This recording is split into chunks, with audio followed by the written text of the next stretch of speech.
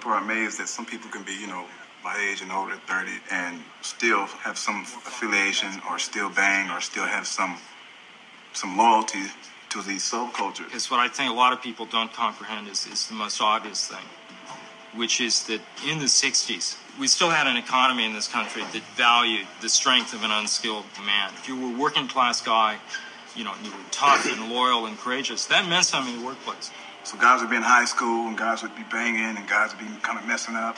Then they'll get to adulthood, they'll get a kid, and they can pretty much segue into one of those industry jobs. By the early mid-1970s, semi-skilled jobs were collapsing and disappearing in cities all across the country. It used to be my father, y'all's fathers, whatever, whenever people moved here, there was factories. And now, that shit's closed. Rubber factory's gone, General Motors gone. That's right there in Alameda. Industrial America was right there. You know what I'm saying? That shit died. I saw it die. The 14 biggest factories in LA closed in the late 70s, early 80s, and stripped away the hopes of a whole generation of people.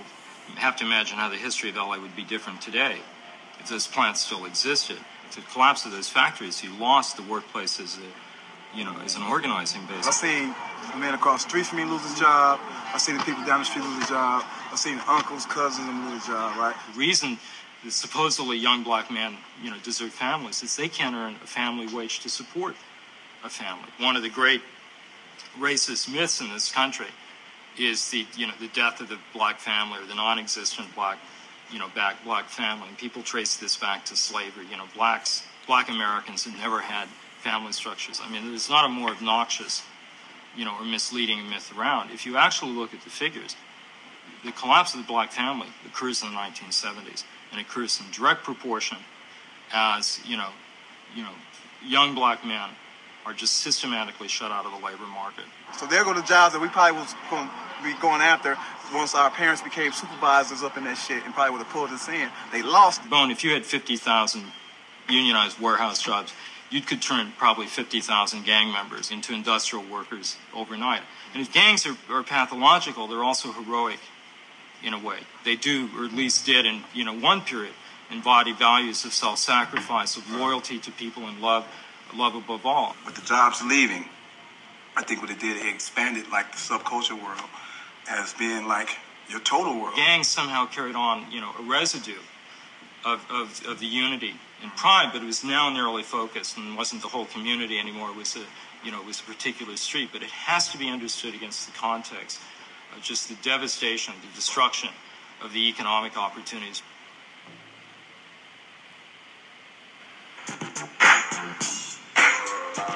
Drug dealers always say, you got to make a choice. You're going to be a slinger or a banger. What you going to do? And that was like the 70s thing. But once the 80s came, it was like, man, we got to do them both. I'm sure my story is no different than most of the cats throughout Los Angeles. I don't think no one intends to grow up to be a drug dealer. It just blew up, man.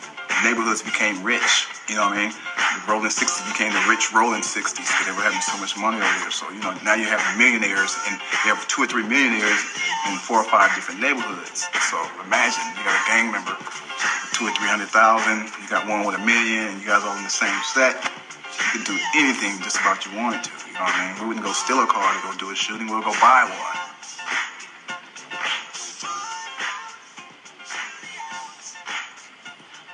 It was like one summer, everybody had drugs, everybody had cocaine. All my partners, all my friends. But so why didn't that happen more so in the 70s as I was coming up 11, 12 years old? A couple of things happened in the 1980s. First of all, the drug business went from being a mom and pop business where they shipped cocaine a kilo here and a kilo there to being a mass production, huge, vertically integrated business. Crack economy became, the one re-employer. Yeah. They're the only ones who were willing to hire, black youth. There's no way you can get money in a dead community. Then they give you the option, sell this. Well, you have one of 2 options. Go to church and pray. Or sell it. Yeah. You see what I mean? The drug problem is colorblind.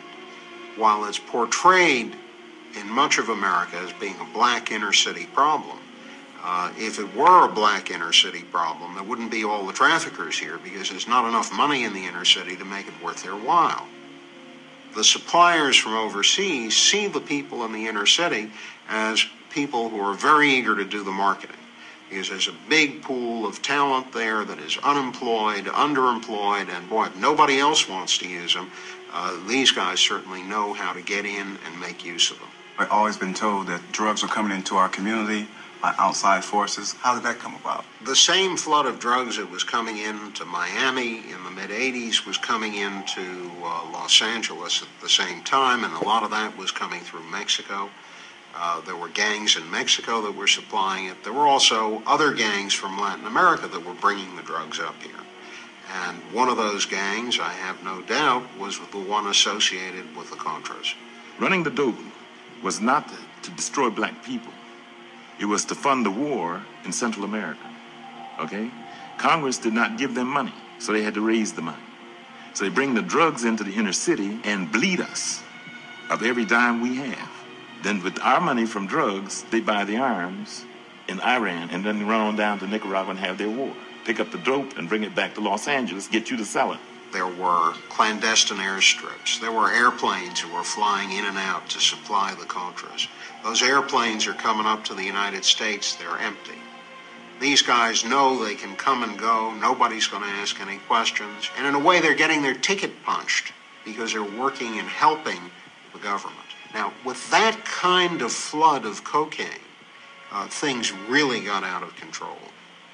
But you would never in 1,000 years find employees of the federal government who sat down and said, we're going to sell drugs in South Central to raise money so we can fight the war in Nicaragua. That's preposterous. Maybe they didn't say it, but maybe what about looking the other way? It's just as bad. Because they had to know what's going down. There's no question they looked the other way. And they would say, hey, that's not my job. Even took this issue to Congress, and they called it Iran-Contra.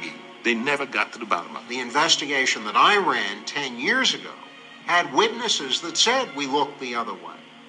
We put that all out on the table publicly. Nobody paid any attention to it. That shit really intensified the war. I mean, so it just really just blew the whole thing way out of proportion and made it more deadly and way more violent than it had been. So the drug trade enhanced the firearm capability. Right, and it funded the arms race. I remember getting out of YA, and going up to Western Surplus and seeing an AK for $250 and a box of shells to go with it for $2. So if I'm standing out there in the drug trade making $1,500 to $3,000 a day, I can go buy a gang of these AKs straight across the counter. There's no grace period here. You might have a homie that might got 6 AKs because he's just feeling like that. You know what I'm saying? Once the drug trade hit, like I said, it mobilized us. We started getting out of the neighborhood because we got cars, we got money. We started trying to go where normal mainstream civilians went. And that would be like Westwood, Magic Mountain, Disneyland, all the American dream stuff. We would try to detach ourselves from our ghetto lifestyle and our ghetto world. I see my enemy in Westwood, or I see my enemy in Hollywood where I'm trying to go to the movies. And that was because the Crips had the same idea. Once they got money, hey, let's get out the ghetto, let's get off the block. As long as we were killing each other in our own little backyard from 1969 up to 1985 or 86, whatever it was, when we started getting out of our neighborhoods, it was okay. But the minute our mess spilled over into the next man's living room or the next man's neighborhood, that's when the police said, oh, hell, we got a gang problem. The words crime and war on drugs, in effect, had a political agenda attached to them. And what we're going to do is we're going to be tough on those black people. They responded with Crash, Operation Hammer. We're going to wage a war. There are a lot of faint-hearted people in this nation. We keep talking about a war on drugs.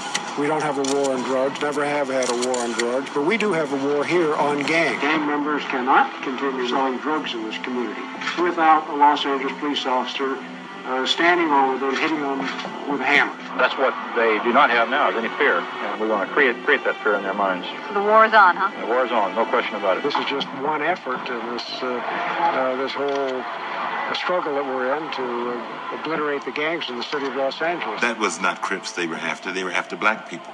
Operation Hammer was both a kind of Vietnamization of police repression in L.A., introducing these mass sweeps, just like, strategic operations in Vietnam, round up all the peasants, but in this case, round up all the black youth in this theory. and at the same time generalizing this theory about the hardcore juvenile offender and applying it to every black youth in the city. These were not criminals, and these were not gang members. These were just ordinary people, and many of them spent time in jail. Okay, this is a harassment that is the prelude to even going to jail and the building of the jails now. That's the new prison they're building right across the street from the project. Now what's happening in California is really, a holocaust of a generation, putting an entire generation of people into prison. And so you're left with this weird situation where perhaps one part of the black community, part of the black middle class, is found unprecedented mobility. But I think for, many, many working class, African Americans, this is a moment of incredible peril. It's in some ways comparable to the 1890s and the grip of Jim Crow.